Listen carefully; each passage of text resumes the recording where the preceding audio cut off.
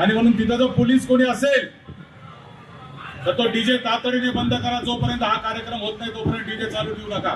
त्याच्यानंतर तुम्हाला काय डीजे चालवायचा तो चालवा. इथं जे व्याख्यान होणार आहे ते व्याख्यान झाल्यानंतर तुम्हाला काय डीजे चालवायचा तो चालवा. आणि बाबासाहेबांचे गाणे सोडून भलतेच गाणे लावायचे.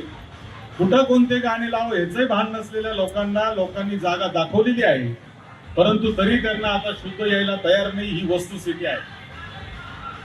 आणि म्हणून तिथं जर पोलीस कोणी असेल तर तो डीजे तातडीने बंद करा. जोपर्यंत हा कार्यक्रम होत नाही तोपर्यंत डीजे चालू ठेवू नका.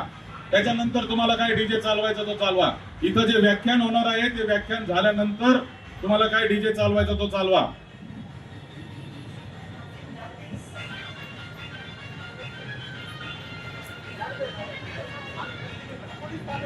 काय म्हातारी मेल्याचं दुःख नाही.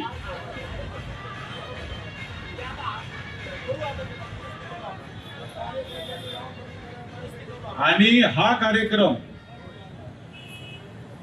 40 वर्ष करतायत. हे 40 वर्षापूर्वी कोण होते कुठं?